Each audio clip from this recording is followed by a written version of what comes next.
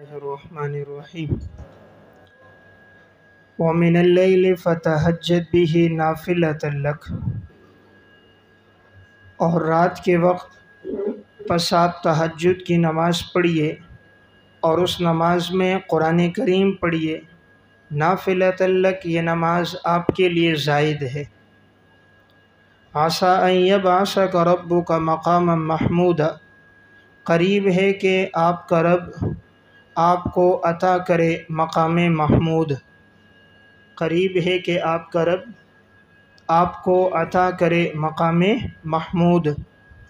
تو اس آیت میں بات چل رہی تھی، تو کل میں نے عرض کیا تھا کہ تہجد کی نماز کے لیے بہتر تو یہی ہے کہ انسان جب سو جائے تو سو کر اٹھے اس وقت تہجد کی نماز پڑھے، اور زیادہ پسندیدہ وقت اس کے لیے سحری کا وقت ہے، یعنی رات کا آخری پہر، اس میں عبادت کرنا اس کی فضیلت زیادہ ہے۔ لیکن اگر کسی کے لیے اٹھنا دشوار ہو اور وہ سونے سے پہلے تہجد کی نماز پڑھ لے اور یہ نیت کر لے، تو امید ہے کہ اللہ رب العزت اسے بھی یہ ثواب عطا فرمائیں گے۔ تہجد کی نماز سنت مؤکدہ ہے یا محض مسنون اور غیر مؤکدہ نماز ہے؟ تو بعض اہل علم کی رائے یہ ہے کہ یہ نماز سنت مؤکدہ ہے، اور وہ دلیل یہ دیتے ہیں کہ آپ صلی اللہ علیہ وسلم نے اس نماز کو اکثر ادا کیا اور آپ نے کبھی بلا ضرورت ترک نہیں کیا، تو آپ کا ہمیشہ پڑھنا اور کبھی اس کو ترک نہ فرمانا یہ سنت مؤکدہ ہونے کی دلیل ہے۔ لیکن جمہور علماء کی رائے یہ ہے کہ یہ نماز سنت غیر مؤکدہ ہے، مسنون نماز ہے۔ اس کی وجہ یہ ہے کہ آپ صلی اللہ علیہ وسلم نے تو خود اس کا اہتمام فرمایا، لیکن امت کو اتنی تاکید کے ساتھ اس کا حکم نہیں دیا۔ آپ نے ترغیب اور فضائل تو بیان فرمائے، اور لیکن امت پر اس کو لازم نہیں کیا۔ اس لیے اگر کسی نے تہجد نہیں پڑھی تو وہ گناہ گار نہیں ہوگا، ہاں جتنا پڑھے گا اس کا مقام مرتبہ بلند ہوگا۔ تہجد کے لیے کتنی رکعتیں ہیں؟ ام المومنین حضرت عائشہ رضی اللہ تعالیٰ عنہ سے صحیح بخاری میں روایت ہے کہ رسول اللہ صلی اللہ علیہ وسلم رمضان اور غیر رمضان میں 11 رکعت پڑھتے تھے۔ 4 رکعت پڑھتے، تم اس کے حسن اور طول کے بارے میں مت سوال کرو، تو فلا تسأل عن حسنہن و طولہن، پھر 4 رکعت پڑھتے اور آخر میں 3 رکعت پڑھتے، تو یہ 3 رکعت نماز وتر ہوتی تھی۔ تو اس لیے بہتر ہے کہ انسان تہجد کی 8 رکعت نماز ادا کرے، 8 رکعت تہجد کی 8 رکعت نماز ادا کرے، اور اس کے بعد 3 رکعت وتر نماز پڑھے۔ تو وتر کو مؤخر کرنا اس کے لیے ہے کہ جس کو امید ہو کہ میں رات کے آخری پہر میں جاگ جاؤں گا، تو اسے چاہیے کہ پھر وہ وتر پہلے نہ پڑھے بلکہ تہجد پڑھنے کے بعد وتر نماز پڑھے، اس لیے کہ حدیث میں آپ صلی اللہ علیہ وسلم نے ارشاد فرمایا اجعلوا آخر صلاتکم باللیل وترا، تم اپنی آخری نماز وتر کو بناؤ، تم اپنی آخری نماز وتر کو بناؤ۔ تو اس اعتبار سے تہجد کے بعد وتر پڑھنا اولا ہے اس کے لیے جس کو اٹھنے کی امید ہو۔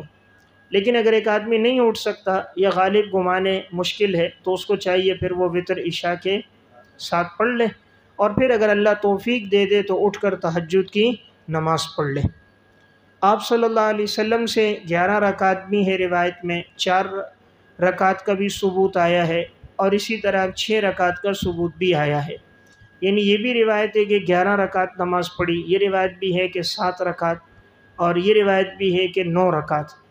تو جہاں 7 کا تذکرہ آتا ہے، یعنی 4 رکعت تہجد 3 رکعت وتر، تو عموماً یہ سفر میں ہوا ہے کہ سفر میں آپ نے 4 رکعت تہجد پڑھ لی، 3 وتر پڑھ لی، اسی طرح 6 تہجد کبھی پڑھ لی اور 3 رکعت وتر پڑھ لیا، یا یہ ہے کہ طبیعت میں گرانی تھی یا آپ کی طبیعت ناساز تھی یا موقع محل کے لحاظ سے آپ نے کبھی کم رکعتیں بھی پڑھی، تو یہ امت کے لیے سہولت ہے۔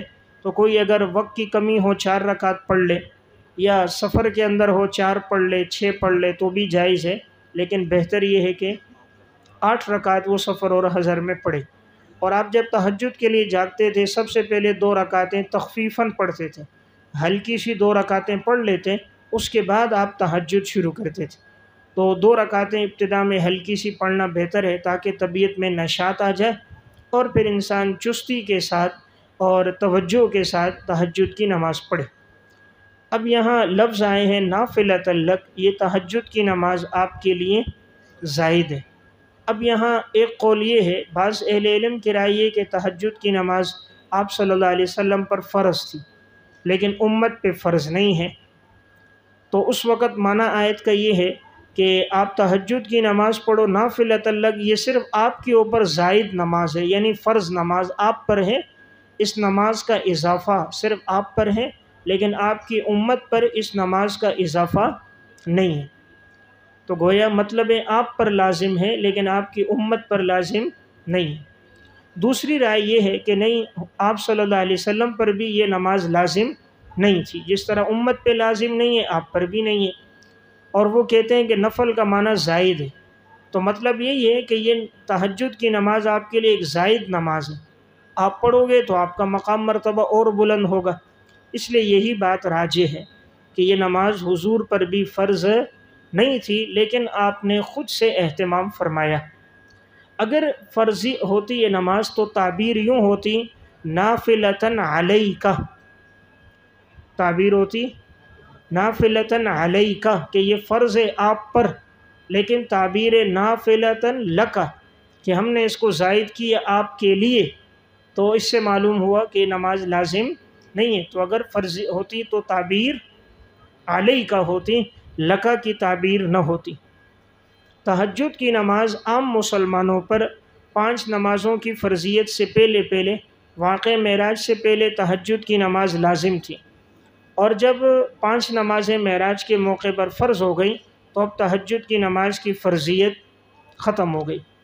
تو اس کی فرضیت کا تذکرہ سورہ مزمل میں موجود ہے، اور سورہ مزمل مکی صورتوں میں سے ہے، تو اس میں گویا اللہ رب العزت نے اس کا حکم دیا تھا کہ ان ربک یعلم انک تقوم ادنی من ثلثی اللیل ونصفہ وثلثہ وطائفۃ من الذین معک واللہ یقدر اللیل والنہار۔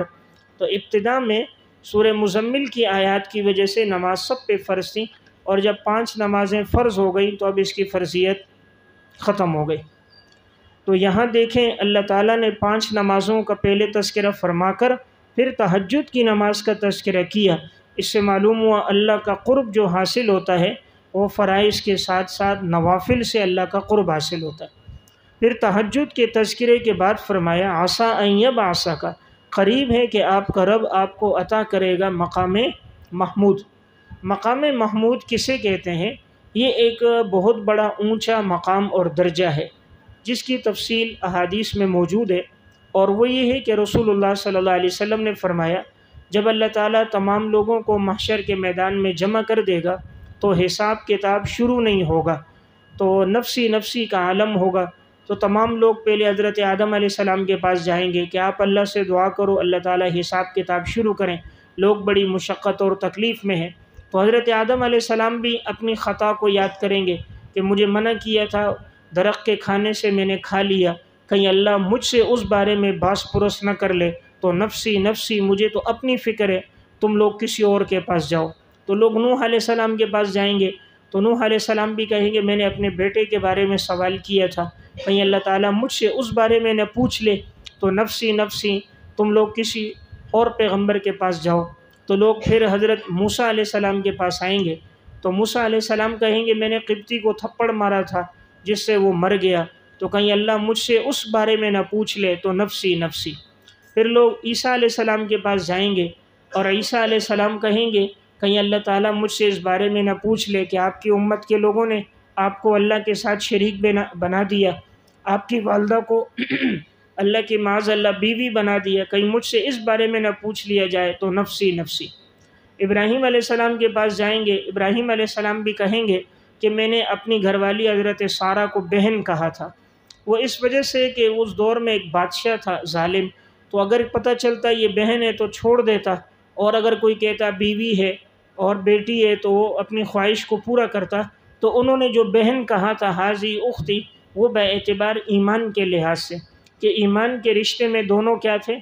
بہن بھائی، جیسے انما المؤمنون اخوہ، تو یہاں توریہ استعمال کیا تھا کہ یہ میری ایمان کے رشتے میں بہن ہے۔ اسی طرح ابراہیم علیہ السلام کو جب قوم کے لوگوں نے کہا تھا کہ بھئی آؤ ہمارے ساتھ میلے میں، تو انہوں نے فرمایا تھا انی سقیم، میں بیمار ہوں۔ اور اسی طرح قوم کے لوگ جب چلے گئے تو ابراہیم علیہ السلام نے ان کے بتوں کو توڑا، اور جب انہوں نے آئے پوچھا کس نے توڑا تو کہا بل فعلہ کبیرہم ھذا فاسألوہم ان کانوا ینطقون، یہ بڑا موجود ہے، اسی کے گلے میں کلہاڑا ہے، اسی سے پوچھ لو کس نے توڑا۔ تو کہیں اللہ مجھ سے اس بارے میں نہ پوچھ لے۔ تو اگرچہ ان کا یہ کہنا درست تھا، توریہ تھا، تو انہوں نے معنی بعید مراد لیا تھا کہ یعنی ہر کام بڑا کرتا ہے تو یہ کام بھی بڑے نے کیا ہوگا، اور آپ کا عقیدہ ہے کہ سارے کام بڑے کو پتہ ہوتے ہیں، تو اس بڑے سے پوچھو نا یہ کس نے توڑا۔ اور پھر دنیا میں قانون یہ جس کے پاس اسلحہ موجود ہو اور وہ کسی گھر سے نکلے اور گھر میں قتل و غارت گری ہو تو اسلحے والے کو پکڑتے ہیں کہ مجرم یہی ہوگا، تو یہاں بھی کلہاڑا اس کے گلے میں تو مجرم یہی ہوگا۔ یا بل فعلہ، اس کو کیا کبیرہم بزعمکم، تمہارے گمان کے مطابق سارے کام بڑا کرتا ہے تو یہ کام بھی بڑے نے کیا ہوگا۔ یہاں کبیرہم فعلہ کا فاعل نہیں ہے، اصل عبارت ہے بل فعلہ فاعل کبیرہم ھذا، بل فعلہ فاعل، اس کو کیا ایک کرنے والے نے، وہ فاعل ابراہیم علیہ السلام، کبیرہم ھذا یہ الگ جملہ ہے، تو یہ بڑا موجود ہے، سارے کام یہ بڑا کرتا ہے، اس سے پوچھ لو۔ تو بہرحال ابراہیم علیہ السلام نے بھی چند توریے استعمال کیے تھے، تو اسی لیے فرمایا نفسی نفسی۔ تو پھر لوگ آپ صلی اللہ علیہ وسلم کے پاس جائیں گے، رسول اللہ صلی اللہ علیہ وسلم فرماتے ہیں میں سجدے میں سر رکھوں گا، اللہ کی ایسی حمد و ثنا کروں گا جو مجھ سے پہلے کسی نے نہیں کی، اور اللہ تعالیٰ میرے اوپر ایسے کلمات کا القاء فرما دے گا، تو پھر اللہ رب العزت فرمائیں گے ارفع رأسک سل تعطى واشفع تشفع، اپنا سر اٹھائیے، مانگیے آپ کو عطا کیا جائے گا، آپ سفارش کرو آپ کی سفارش قبول ہوگی۔ تو پھر آپ صلی اللہ علیہ وسلم کہیں گے یا رب امتی امتی۔ تو دیکھو ہر ایک کی زبان پہ نفسی نفسی، لیکن حضور کی زبان پہ ہوگا یا رب امتی امتی۔ تو اللہ رب العزت پھر حساب کتاب کو شروع فرما دیں گے، اور اس کے بعد پھر آپ صلی اللہ علیہ وسلم کی سفارش ہوگی، اور آپ کی سفارش سے اللہ تعالیٰ جتنے ایمان والے ہوں گے عذاب بھگتیں گے، سب کو اللہ جہنم سے نکالتا رہے گا یہاں تک کہ کوئی بھی جہنم میں باقی نہیں رہے گا۔ تو یہ اللہ نے جو آپ کو یہ اتنا اونچا مقام عطا فرمایا کہ آپ کی سفارش سے حساب و کتاب شروع ہوگا، اور آپ کی شفاعت سے اللہ تعالیٰ ایمان والوں کو جہنم سے نجات دے گا، یہ مقام محمود ہے۔ یہ مقام محمود ہے، ایسا مقام جس کی سب سے زیادہ تعریف کی گئی ہے، یعنی اس سے اونچا درجہ کوئی نہیں ہے، تو اللہ آپ کو وہ اونچا درجہ عطا فرمائے گا۔ دیکھیں یہاں پر مجدد الفسانی رحمۃ اللہ علیہ فرماتے ہیں کہ اللہ تعالیٰ نے مقام محمود کو تہجد کے ساتھ ذکر فرمایا، اشارہ تھا کہ جتنا تہجد زیادہ پڑھیں گے، اللہ کا قرب حاصل کریں گے، تو اللہ آپ کو مقام بھی اونچا دے گا۔ عبادت سے مقام ملتا ہے، اور ہماری کوشش ہوتی ہے مال دولت پیسے جائیداد گاڑی پر کہ یہ بڑی ہوگی تو عزت مل جائے گی، عزت اعمال سے ملتی ہے، مال سے نہیں۔ ان اکرمکم عند اللہ اتقاکم، تو اللہ نے تہجد کے ساتھ آپ کا تذکرہ فرمایا، اس لیے اللہ سے تعلق جتنا مضبوط ہوگا مستقبل میں اللہ آپ کو عزت عطا فرمائے گا۔ وقر رب ادخلنی مدخل صدق، اور فرما دیجئے کہ اے میرے رب تو مجھے داخل کر دے سچائی والا، داخل کرنا سچائی والا۔ وَأَخْرِجْنِي مُخْرَجَ صِدْقٍ، اور اے اللہ تو مجھے نکال دینا، نکالنا سچا، داخل کرنا سچا۔ وَاجْعَلْ لِي مِن لَّدُنْكَ سُلْطَانًا نَصِيرًا، اور اے اللہ تو بنا لے میرے لیے اپنی طرف سے نصرت والا غلبہ، بنا لے میرے لیے اپنی جانب سے نصرت والا غلبہ۔ دیکھیں اس آیت میں آپ صلی اللہ علیہ وسلم کو دعا کی تلقین ہے، تو عنوان لکھیں وقر ربی کا، تلقین دعا بوقت ہجرت، تلقین دعا بوقت ہجرت کے وقت دعا کی تلقین، کہ آپ نے دعا کیا فرمائی کہ اے اللہ تو مجھے داخل کر دیں، داخل کرنا سچا، سچائی والا داخل کرنا۔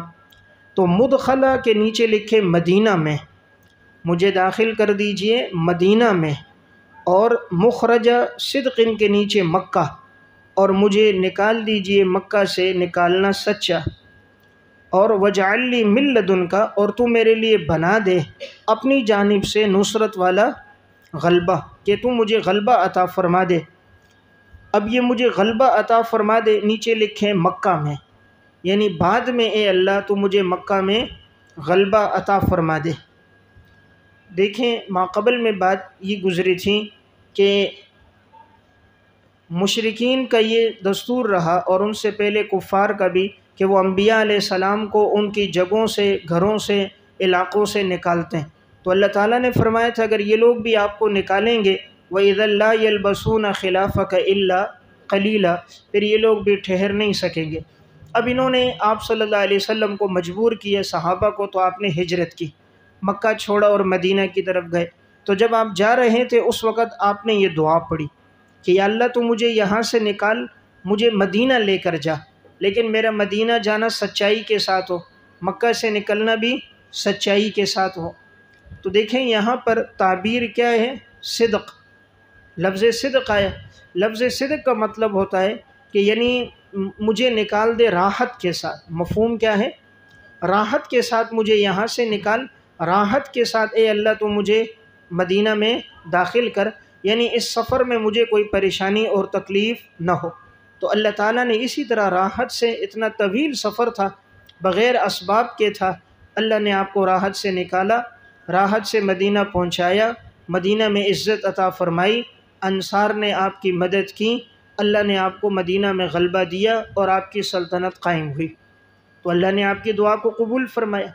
اسی طرح یہ جو لفظ صدق کی تعبیر ہوتی ہے، ہر وہ چیز جو دنیاوی اور اخروی اعتبار سے اس کا نتیجہ بالکل درست ہو، جس میں اللہ کی مدد شامل حال ہو، تو اس کے لیے لفظ کیا استعمال ہوتا ہے؟ صدق کا لفظ اس کے لیے استعمال ہوتا ہے۔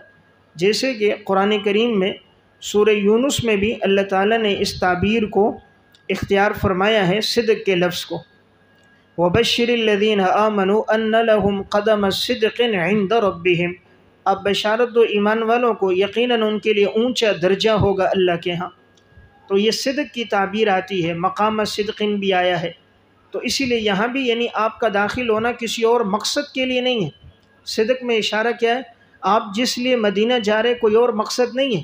آدمی کبھی ہجرت کرتا ہے دولت کے لیے، پیسے کے لیے، عورت، جائیداد، عہدے کے لیے، لیکن آپ کا مقصد سچا ہے، وہ صرف دین کی نصرت اور مدد ہے، یعنی آپ سچے مقصد کے لیے جا رہے ہیں، کوئی دنیاوی مقصد آپ کا نہیں ہے۔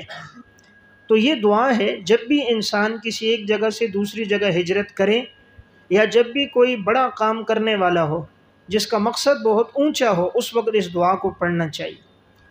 کسی بھی بامقصد کام کو شروع کرنا ہو، دینی کام کو شروع کرنا ہو، اور جہاں بظاہر کوئی اسباب نہ ہو اور انسان کام کا آغاز کرے، اس دعا کو پڑھے تو اللہ کی مدد اس کے ساتھ شامل حال ہوتی۔ یہاں پر دیکھیں مدینہ کا تذکرہ پہلے آیا، مکہ کا تذکرہ بعد میں آیا۔ ہونا یہ چاہیے تھا مکہ کا تذکرہ پہلے آتا کہ میں مکہ سے نکل رہا ہوں، پھر مدینہ میں داخل ہو رہا ہوں، تو نکلنا پہلے ہے اور داخل ہونا بعد میں ہے۔ لیکن یہاں داخل ہونے کا تذکرہ پہلے آیا اور نکلنے کا بعد میں آیا۔ قرآن کی تعبیر میں دیکھیں ادخلنی مدخل صدق، میرا داخل ہونا مدینے میں ہو سچا، تو دیکھیں مدینے میں دخول کا تذکرہ پہلے ہے، وَأَخْرِجْنِي مُخْرَجَ صِدْقٍ میں مکہ سے نکلنے کا تذکرہ بعد میں ہے، حالانکہ ہوا تو برعکس ہے، نکلے پہلے ہیں اور داخل بعد میں ہوئے ہیں۔ یہ اشارہ اس بات کی طرف ہے کہ جو مقصد ہوتا ہے اسے پہلے بیان کیا جاتا ہے۔ تو مقصد چونکہ مدینہ میں جانا تھا، مقصد کو پہلے بیان فرمایا کہ ہم اس مقصد کے لیے وہاں جا رہے ہیں کہ وہاں دین کا نفاذ ہو۔ نمبر 2، مکہ کو چھوڑنا مقصد نہیں تھا، کیونکہ مکہ تو ایک عظیم الشان جگہ، جہاں اللہ کا گھر، ہر نماز کا ثواب 1 لاکھ کے برابر، آپ تو چھوڑنا نہیں چاہ رہے تھے، لیکن حالات نے آپ کو مجبور کر دیا۔ تو آپ کی تو طبی خواہش نہیں تھی میں مکہ کو چھوڑوں، اس لیے آپ مکہ سے جا رہے تھے تو بار بار مکہ کی در و دیوار کو دیکھتے، پریشان ہوتے، غمگین ہوتے، آپ کی آنکھوں سے آنسو بہنے لگ گئے۔ تو مقصود مکہ کا فراق نہیں تھا، حالات کا تقاضا اور مجبوری تھی اس لیے جو مقصد تھا اس کو پہلے بیان فرمایا، مدخلہ صدق مدینہ کو، اس لیے مقصد کی بات ہمیشہ پہلے ہوتی ہے۔ پھر آگے فرمایا کہ یا اللہ تو مجھے اپنی طرف سے عطا فرما دے ایسا غلبہ جو نصرت والا ہو، یعنی آگے بھی مجھے غلبہ عطا فرما، ابھی تو غلبہ دیا ہجرت ہو گئی، یا اللہ بعد میں بھی مجھے غلبہ دے تو میری مدد کر۔ اور اللہ نے غلبہ دیا، دوبارہ فتح مکہ ہوا، سن 8 ہجری میں فتح مکہ ہوا، اور مسلمان دوبارہ اسی مکہ میں شان و شوکت کے ساتھ داخل ہو گئے، جہاں سے انہوں نے مسلمانوں کو نکالا، مسلمان اسی جگہ عزت کے ساتھ داخل ہو گئے اور ان کی سلطنت قائم ہو گئی، اور زیادہ عرصہ بھی درمیان میں نہیں گزرا اور لوگ جوگ در جوگ ایمان لے آئے۔ وَقُلْ جَاءَ الْحَقُّ وَزَهَقَ الْبَاطِلُ، بشارت دنیاوی فرما دیجئے حق آ گیا اور باطل مٹ گیا۔ ان الباطل کان زہوقا، اور یقیناً باطل تو مٹنے والا ہے، باطل تو مٹنے والا ہے۔ آپ صلی اللہ علیہ وسلم کو یہاں بشارت دی گئی، اور یہ بشارت پوری ہوئی فتح مکہ کے موقع پر۔ فتح مکہ کے موقع پر جب آپ مکہ میں داخل ہوئے تو آپ کی زبان پر یہی آیت تھی کہ حق آ گیا یعنی دین اسلام، حق آ گیا یعنی دین اسلام، اور باطل مٹ گیا یعنی کفر و شرک، اور یقیناً اس باطل نے، کفر و شرک نے تو مٹنا ہی ہے، کیونکہ نتیجہ غلبہ اسلامی کا ہونا ہے، دین ہی کا غلبہ ہونا ہے۔ باطل کی مثال پانی کے جھاگ کی ہوتی ہے، تو جھاگ نظر تو آتی ہے بہت زیادہ اونچی، لیکن وہ جب کنارے پہ پہنچتی ہے تو ختم ہو جاتی ہے۔ تو باطل بظاہر اونچا نظر آئے گا، اسباب، دولت، افراد زیادہ ہوں گے، لیکن جب کنارے پر آئے گا تو ختم ہو جائے گا، تو اس کی کوئی حیثیت نہیں ہوتی۔ اور حق کی جو مثال ہوتی ہے، حق کا غلبہ ہوتا ہے، اور حق زیادہ قیمتی ہوتا ہے، جیسے سمندر میں جواہرات قیمتی ہیں وہ نیچے ہوتے ہیں، جو جھاگ بے قیمت وہ اوپر ہوتی ہے جس کی کوئی حیثیت نہیں۔ وَنُنَزِّلُ مِنَ الْقُرْآنِ مَا هُوَ شِفَاءٌ وَرَحْمَةٌ لِّلْمُؤْمِنِينَ، بیان حق، اور ہم نازل کریں گے قرآن میں سے کہ جو شفا ہے اور رحمت ہے ایمان والوں کے لیے۔ وَلَا يَزِيدُ الظَّالِمِينَ إِلَّا خَسَارًا، اور یہ قرآن نہیں زیادہ کرتا ظالموں کے لیے مگر گھاٹے کو، خسارے کو۔ دیکھیں یہاں فرمایا کہ ہم آپ کو غلبہ دیں گے، باطل کو مٹائیں گے، اور وہی ہوا جب آپ صلی اللہ علیہ وسلم فتح مکہ میں داخل ہوئے، آپ کے ہاتھ میں ایک چھڑی تھی، آپ بیت اللہ میں آئے، 360 بت تھے، 360 بت تھے۔ 360 اس لیے تھے کہ انہوں نے ہر دن کا خدا الگ بنایا تھا، کیونکہ ایک خدا 2 دن مدد نہیں کر سکتا، وہ خدا کمزور ہے، تو وہ 24 گھنٹے مدد کرے گا، اس کے بعد وہ خدا کی طاقت ختم ہو جائے گی۔ تو 360 دنوں میں خدا بھی 360 ہوتے تھے۔ تو جب آپ مکہ میں داخل ہوئے، فتح مکہ میں آپ کے ہاتھ میں چھڑی تھی، آپ ایک ایک بت کے سینے پہ مارتے اور وہ نیچے گرتا، دوسرے کو مارتے وہ نیچے گرتا، تو 360 بتوں کو گرا دیا، بیت اللہ سے ان کو نکال دیا۔ پھر حضرت بلال نے بیت اللہ میں آذان دی اور حق اور توحید کی صدا بلند ہوئی، تو اللہ تعالیٰ نے کفر و شرک کو مٹا دیا۔ تو امام قرطبی رحمۃ اللہ علیہ تفسیر قرطبی میں لکھتے معلوم ہوا باطل کے نشانات کو اور باطل کے رسومات کو مٹانا بھی ضروری ہے، باطل کے نشانات کو بھی۔ اب یہ بت باطل کے نشان تھے، تو باطل کا نشان ہو، باطل کی تصاویر ہوں، اور باطل کے مدعا پہ دلالت کرنے والی اشیاء ہوں، انہیں ختم کرنا بھی ضروری۔ تو انبیاء علیہ السلام بتوں کو توڑنے کے لیے آئے، بت خانے بنانے کے لیے نہیں آئے، اور ہماری حکومت اسلام آباد میں بت خانہ بنا رہی ہے، اور عرب کے اندر اسی طرح اللہ ہدایت دے ان کو، انہوں نے دبئی کے اندر سب سے بڑا بت خانہ بنایا، اس کی تعمیر کا کام شروع ہو گیا ہے، سب سے بڑا پوری دنیا میں، جس میں سب سے زیادہ معاذ اللہ بت ہوں گے۔ ہندوؤں کو خوش کرنے کے لیے انہوں نے وہ بت خانہ بنانا شروع کر دیا، اور اس کو نام دیتے ہیں جی نہیں یہ مذاہب میں آپس میں اتفاق ہوگا، محبت بڑھے گی۔ انبیاء علیہ السلام بتوں کو گرانے آئے، نہ کہ ابراہیم علیہ السلام نے بتوں کو توڑا، رسول اللہ صلی اللہ علیہ وسلم نے بتوں کو توڑا۔ انبیاء کا کام تو یہ سب کی پیشانی کو رب کے سامنے رب کے سامنے جھکانا ہے، بس اللہ تعالیٰ نے ان کو گمراہ کرنا ہے، ان پر اللہ کا عذاب آنا ہے، اس لیے یہ اس کے لیے اسباب بن رہے۔ تو ہم نے قرآن کریم کو نازل کیا، ما ہوا شفا، قرآن کریم شفا ہے۔ نیچے لکھیں عقائد باطلہ سے، عقائد باطلہ سے، خیالات باطلہ سے، عقائد باطل، خیالات باطلہ سے شفا ہے، اور اسی طرح ایمان والوں کے لیے رحمت ہے۔ اور نمبر 2، قرآن کریم جس طرح باطنی شفا ہے نا، باطنی یعنی حسد سے، کینے سے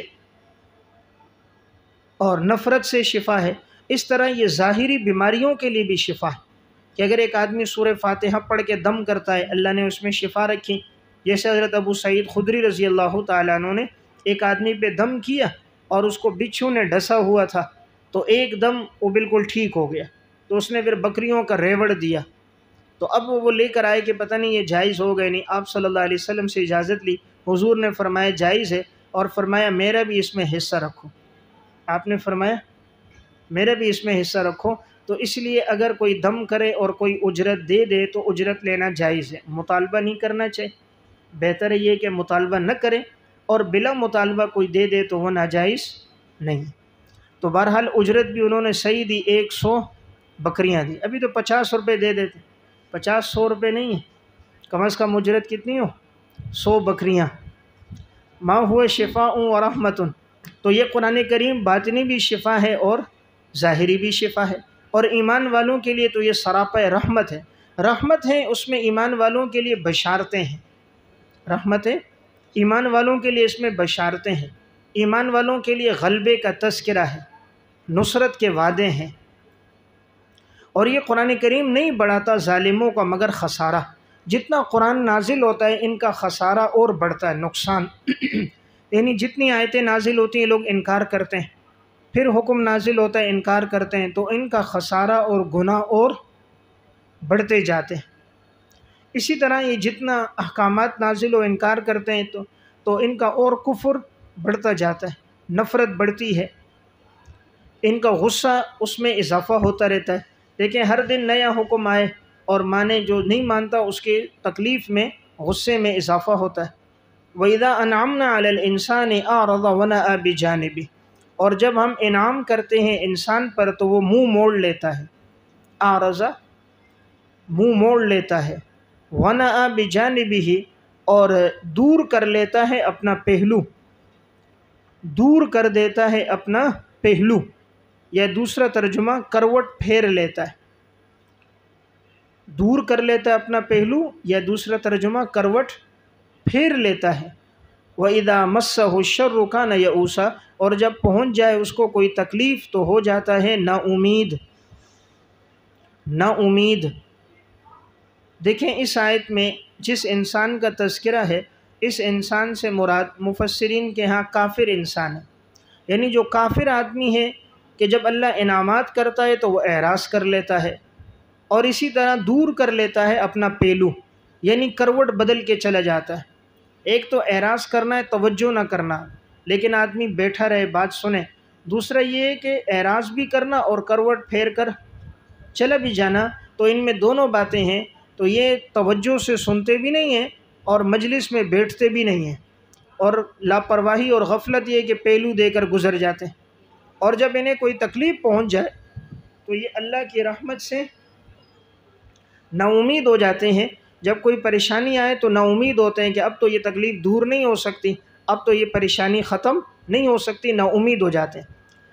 اب یہ تو لفظ انسان کو اگر کافر پہ محمول کریں تو دونوں توجیہ ہو سکتی ہیں، یعنی انعامات کی صورت میں اعراض کرنا، اور کفر کی صورت میں، پریشانی کی صورت میں نا امید ہونا، اور دوسری توجیہ ہے کہ اگر یہ انسان کو مطلق رکھا جائے، یعنی مطلق انسان کی فطرت اور طبیعت کو اگر بیان کرے تو پھر یہ کہ انعامات ہوں تو یہ منہ موڑ لیتا ہے، یعنی خوشی میں اللہ کو یاد نہیں رکھتا، خوشی میں انعامات میں یاد نہیں رکھتا، اور جب پریشانی آتی ہے تو مایوس ہو جاتا ہے، یعنی اللہ کی طرف توجہ نہیں کرتا جیسے توجہ کرنی چاہیے۔ گویا مطلب ہے کہ عیش میں شاکر نہیں ہوتا اور تکلیف میں صابر نہیں ہوتا، عیش میں شاکر نہیں ہوتا اور تکلیف میں صابر نہیں ہوتا، حالانکہ مومن کی صفت دونوں چیزیں ہوں۔ یہاں لفظ ہے وَنَأَى، یہ باب فتح سے فعل ماضی معروف ہے، ونأ باب فتح سے فعل ماضی معروف ہے، اور صیغہ واحد مذکر غائب ہے، صیغہ واحد مذکر غائب ہے۔ پھر ماقبل میں دیکھیں لفظ اذا ہے، اذا حرف شرط کی وجہ سے یہ فعل مضارع کے معنی میں، اذا انعمنا میں اذا داخل ہے، اس وجہ سے یہ فعل مضارع کے معنی میں، جیسے اذا جاء نصر اللہ والفتح، تو جب لفظ اذا فعل ماضی پر داخل ہو تو وہ فعل مضارع کے معنی میں ہوتا ہے۔ لفظ یعوسا یہ فعول کے وزن پر صفت مشبہ ہے، یعوس فعول کے وزن پر صفت مشبہ ہے۔ قل کل یعمل علی شاکلتہ، فرما دیجئے ہر ایک وہ کام کرتا رہے اپنے اپنے طریقے پر، ہر ایک کام کرے اپنے اپنے طریقے پر، بس تمہارا رب خوب جانتا ہے بمن ہوا اہدی سبیلا، کہ کون زیادہ سیدھے راستے پر ہے، کون زیادہ سیدھے راستے پر ہے، تمہارا رب اس بارے میں خوب جانتا ہے۔ دیکھیں اس آیت میں فرمایا ہر ایک عمل کرے اپنے اپنے طریقے پر۔ دیکھیں جو جس فطرت پر اور جس ماحول میں، جس جگہ انسان کی نشو و نما ہوتی ہے، جو صحبت ملتی ہے اس کو، اسی میں اس کی تربیت ہوتی ہے۔ ایک آدمی کو کفار کی صحبت ملی، گھر کا ماحول ایسا ملا، یا فساق فجار کی ملی، تو اس کی جو جبلت اور فطرت ہے، جو ماحول اور صحبت ہے، اسی میں اس کی نشو و نما ہوتی ہے۔ اچھی صحبت اور ماحول ملے تو وہ اچھا رہتا ہے، بری ہو تو برا رہتا ہے۔ تو کہا ہر ایک آدمی کام کرے اپنے اپنے طریقے پر۔ نیک آدمی ہے، نیکوکاروں کی صحبت میں رہے گا، ترقی ہوگی، اعمال بڑھیں گے۔ گناہ گار ہیں، ان کی صحبت میں رہے گا، کفر و شرک بڑھے گا۔ اور تمہارا رب تو خوب جانتا ہے کون سیدھے راستے پر ہے۔ اب تم میں سے ہر آدمی جس طریقے پہ چلنا چاہ رہا ہے وہ چلے، اللہ کو معلوم ہے سیدھے راستے پر کون ہے۔ تو اب کون ہے سیدھے راستے پر؟ جو ہدایت پر ہے، تو جو ہدایت پر ہوگا وہ سیدھے راستے پر ہوگا۔ وَيَسْأَلُونَكَ عَنِ الرُّوحِ، اور یہ لوگ آپ سے سوال کرتے ہیں روح کے بارے میں۔ قُلِ الرُّوحُ مِنْ أَمْرِ رَبِّي، فرما دیجئے کہ روح تو میرے رب کا حکم ہے، میرے رب کا حکم ہے۔ وَمَا أُوتِيتُم مِّنَ الْعِلْمِ إِلَّا قَلِيلًا، اور نہیں دیا گیا انہیں علم مگر بہت تھوڑا، مگر بہت تھوڑا۔ دیکھیں اب یہاں پر سوال ہے کہ یہ لوگ آپ سے سوال کرتے ہیں روح کے بارے میں۔ اب یہ سوال کس نے کیا؟ اکثر مفسرین کی رائے یہ ہے کہ یہ سوال یہودیوں نے کیا، یہودیوں نے آپ صلی اللہ علیہ وسلم سے روح کے بارے میں سوال کیا۔ تو یہ آیت مکی ہے یا مدنی؟ حضرت عبداللہ ابن مسعود رضی اللہ تعالیٰ عنہ کی رائے یہ ہے کہ یہ واقعہ مدینہ میں پیش آیا۔ واقعہ یہ تھا کہ آپ صلی اللہ علیہ وسلم عبداللہ ابن مسعود کے ساتھ جا رہے تھے، تو راستے میں چند یہودی کھڑے تھے، ایک دوسرے سے کہنے لگے یہ پیغمبر آیا، اس سے کچھ پوچھ لیتے ہیں۔ تو انہوں نے کہا نہیں پوچھتے ہیں، بعض نے کہا پوچھتے ہیں۔ تو اب یہ لوگ پوچھنے کے لیے آئے اور انہوں نے روح کے بارے میں سوال کیا۔ تو آپ صلی اللہ علیہ وسلم تھوڑی دیر خاموش رہے، اور جب روح کے بارے میں آپ کو پر وحی آئی تو آپ نے ان کو بتا دیا۔ اس موقع پر یہ آیت نازل ہوئی۔ یعنی سوال کس نے کیا؟ یہودیوں نے، اور آپ نے جواب دیا۔ اور یہ واقعہ عبداللہ بن مسعود نے نقل کیا ہے جو مدینہ میں پیش آیا، اور یہ سند کے اعتبار سے قوی ہے، بخاری مسلم میں ہے۔ تو اس سے پتہ چلتا ہے کہ یہ سوال مدینہ میں ہوا ہے۔ حضرت عبداللہ بن عباس رضی اللہ تعالیٰ عنہ کی رائے یہ ہے کہ یہ مکہ میں ہوا، مکہ میں ہوا ہے۔ اب یہ یا تو مکہ میں مشرکین مکہ نے پوچھا، ان کو یہودیوں نے بتایا تھا کہ اس پیغمبر سے تم سوال کرو، انہوں نے پوچھا، اور یا مکہ میں یہودیوں نے آپ سے پوچھا۔ تو اگر عبداللہ ابن عباس رضی اللہ تعالیٰ عنہ کی رائے لی جائے تو کوئی اعتراض تو نہیں ہوتا، اس لیے کہ سورت بھی مکی ہے اور یہ آیت بھی مکہ میں نازل ہوئی۔ لیکن حضرت عبداللہ ابن مسعود کی رائے لی جائے تو سورت تو مکی ہے، پھر یہ آیت مدنی ہوگی، تو اس قول کے مطابق باقی سورت مکی ہے اور یہ آیت مدنی ہے۔ تو ایسا ہوا ہے کہ پوری سورت مکی ہو اور چند آیات مدنی ہو، اس طرح یہ بھی ہے۔ اور یہ نمبر 2 تکرار نزول ہے، 2 مرتبہ آیت نازل ہوئی، مکہ میں بھی نازل ہوئی اور مدینہ میں بھی نازل ہوئی، تو تکرار نزول ہے۔ تو قاضی ثناء اللہ پانی پتی رحمۃ اللہ علیہ نے تفسیر مظہری میں ترجیح اس کو دی ہے کہ عبداللہ ابن مسعود کی جو روایت ہے سند کے اعتبار سے بھی قوی ہے، اور نمبر 2 وہ واقع میں موجود بھی تھے۔ اور عبداللہ ابن عباس کی جو رائے ہے، ایک تو سندن اس پر کلام بھی ہے، نمبر 2 وہ واقع پر نہیں تھے، انہوں نے کسی اور سے سنا ہے، تو لہٰذا زیادہ ترجیح عبداللہ ابن مسعود رضی اللہ تعالیٰ عنہ کی روایت کو ہے۔ اب یہود نے آپ سے پوچھا تو اس موقع پر یہ آیت نازل ہوئی۔ امام بغوی رحمۃ اللہ علیہ کی تفسیر ہے معالم التنزیل، اس میں انہوں نے یہاں یہ ذکر کیا ہے کہ یہودیوں نے آپ صلی اللہ علیہ وسلم سے 3 سوالات کیے تھے، اور ان کے بارے میں انہوں نے بتایا تھا کہ اگر یہ پیغمبر ہوں گے تو تینوں کے جوابات بھی نہیں دیں گے، یہ بھی نہیں کہیں گے مجھے تینوں معلوم ہے، اور یہ بھی نہیں کہ کہیں گے کہ تینوں معلوم نہیں ہے، بلکہ 2 کے جواب دیں گے۔ 2 کے جوابات دیں گے تو سمجھ جانا چاہیے کہ یہ پیغمبر ہیں۔ تو پھر 3 سوالات تھے، ایک سوال تھا روح کے بارے میں، دوسرا سوال تھا حضرت موسیٰ علیہ السلام اور حضرت خضر کا جو واقعہ ہے جو آگے سورہ کہف میں آ رہا ہے، اور تیسرا ذوالقرنین کے بارے میں۔ تو اب آپ صلی اللہ علیہ وسلم پر وحی آئی تو آپ نے 2 واقعات بتا دیے، ذوالقرنین کا واقعہ بھی، اور اسی طرح حضرت موسیٰ اور حضرت خضر علیہ السلام کا واقعہ بھی، اور تیسرے کے بارے میں روح کے بارے میں اتنی بات قرآن نے بتا دی، تفصیلات نہیں بتائیں، کہا اللہ کا حکم ہے اور تمہارے پاس جو علم ہے وہ قلیل ہے، تم اس کی حقیقت کو سمجھ نہیں سکتے۔ تو وہی ہوا، 2 کا جواب تفصیلاً آ گیا، تیسرے کا جواب اجمالاً آ گیا۔ تو جس طرح انہوں نے پوچھا اسی طرح آ گیا۔ تو گویا 3 سوالات تھے اور تینوں کے جوابات اللہ نے دے دیے۔ تو روح کے بارے میں بھی یہ جواب آ رہا ہے، اور حضرت خضر کے بارے میں بھی آگے سورہ کہف میں، اور اسی طرح ذوالقرنین کے بارے میں بھی۔ اب یہاں یہ جس روح کے بارے میں سوال ہوا ہے، اس روح سے کیا مراد ہے؟ ایک قول تو یہ ہے کہ یہاں روح سے مراد جبرائیل امین کے بارے میں سوال ہے، اور دوسرا قول یہ ہے کہ روح قرآن کریم کے بارے میں سوال ہے، اور تیسرا یہ کہ نہیں، یہ وہ روح ہے انسانی جو انسان کے جسم میں ہے، اس کے بارے میں سوال ہے۔ انسان کے جسم میں جو روح ہے اس کے بارے میں سوال ہے۔ اب پہلا یہ کہ جبرائیل علیہ السلام کے بارے میں سوال ہو، تو چونکہ قرآن کریم نے جبرائیل علیہ السلام کو بھی تعبیر کیا ہے روح کے ساتھ، تو جس طرح روح سے جسم میں جان آتی ہے، اسی طرح وحی کے ذریعے بھی انسانی جسم میں تر و تازگی آتی ہے۔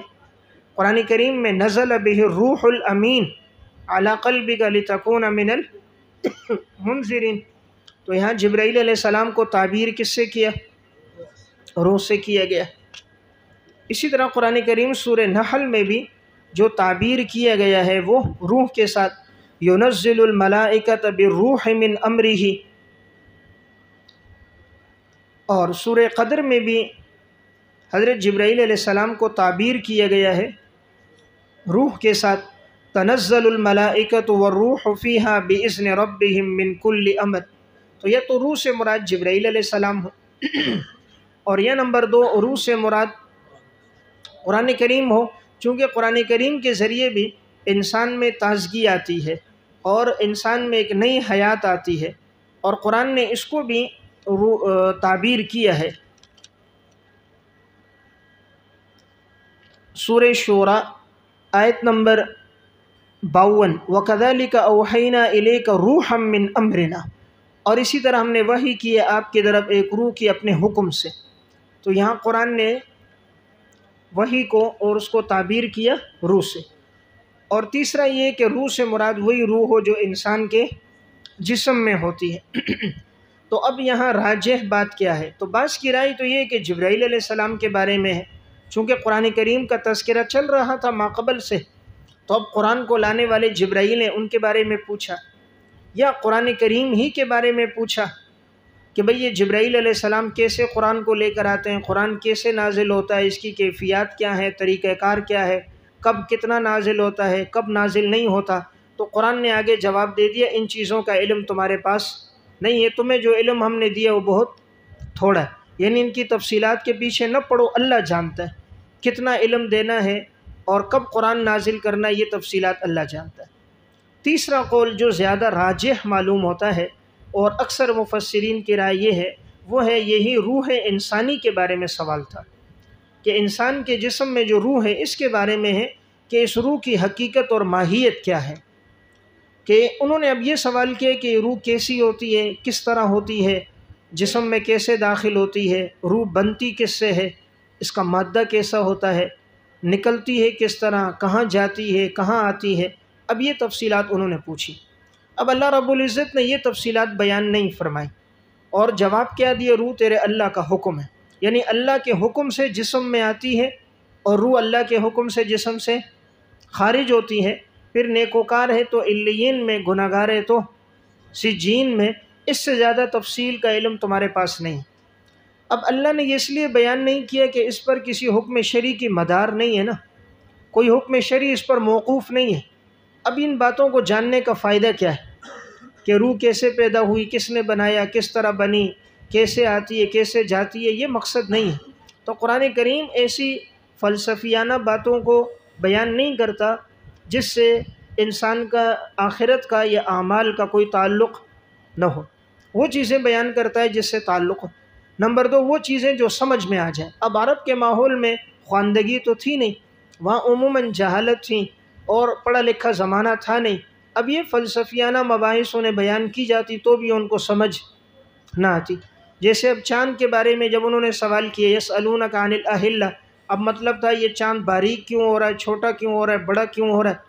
اب قرآن نے وہ تعبیرات نہیں، وضاحتیں نہیں کی، قرآن نے حکمت بتائی، اس لیے بڑا چھوٹا ہوتا ہے کہ تمہیں پتہ چل جائے حج کے ایام کون سے، عام دن کون سے، تم تاریخ متعین کر سکو۔ تو تاریخوں کی تعیین کے لیے چاند کا چھوٹا اور بڑا ہونا ہوتا ہے۔ تو قرآن حکمتیں بیان کرتا ہے، جو چیزیں سمجھ میں نہ آئے تو اس کو بیان نہیں کرتا۔ تو بہرحال چونکہ یہ تفصیلی مباحث تھی اور ان کی سمجھ میں آنے والی نہیں تھی، اس لیے اجمالی جواب دے دیا تیرے اللہ کا حکم ہے۔ انسان کے جسم میں جتنے بھی ارواح ہیں، جتنے لوگوں کے جسم میں، ان سب کا تعلق ہے کہ روح اعظم کے ساتھ، بڑی روح، اور وہ جو بڑی روح ہے حدیث میں آتا ہے ہر دن وہ اللہ کے عرش کے نیچے سجدہ کرتی ہے، اور رب العالمین کی طرف سے اس کو اجازت ملتی ہے، جیسا کہ سورج ہر دن سجدہ کرتا ہے، پھر اللہ حکم دیتا ہے اگلے دن طلوع ہوتا ہے، اور جب قیامت قائم ہونی ہوگی تو صحیح مسلم کی روایت میں تو اللہ حکم دے گا اب وہاں سے طلوع ہو جہاں تو موجود ہے، یعنی وہی مغرب سے طلوع ہو جائے گا، ورنہ تو ہر دن یہ سجدہ کر کے طلوع ہوتا ہے وہاں سے جہاں سے نکلا تھا، مشرق سے۔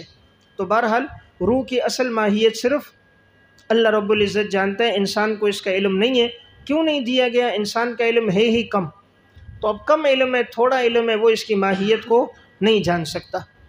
اب دیکھیں انسان کے جسم میں دو چیزیں ہیں، ایک جسم ہے، ایک روح ہے۔ جسم مٹی سے پیدا ہوا تو اس جسم کی غذائیں بھی مٹی سے پیدا کی، روح اوپر سے آئی، قل الروح من امر ربی، اور روح کی غذا وہی بھی اوپر سے آئی۔ جسم کہاں سے پیدا ہوا؟ مٹی سے، تو جسم کی غذائیں بھی مٹی سے، اور اس مٹی نے جانا بھی مٹی میں، اس مٹی نے جانا بھی مٹی نے، اور ہونا بھی مٹی، اور روح آئی اوپر سے، اس لیے روح جاتی بھی اوپر ہی، آتی بھی اللہ کے امر سے، نکلتی بھی اللہ کے امر سے۔ تو یہ امر ربی ہے۔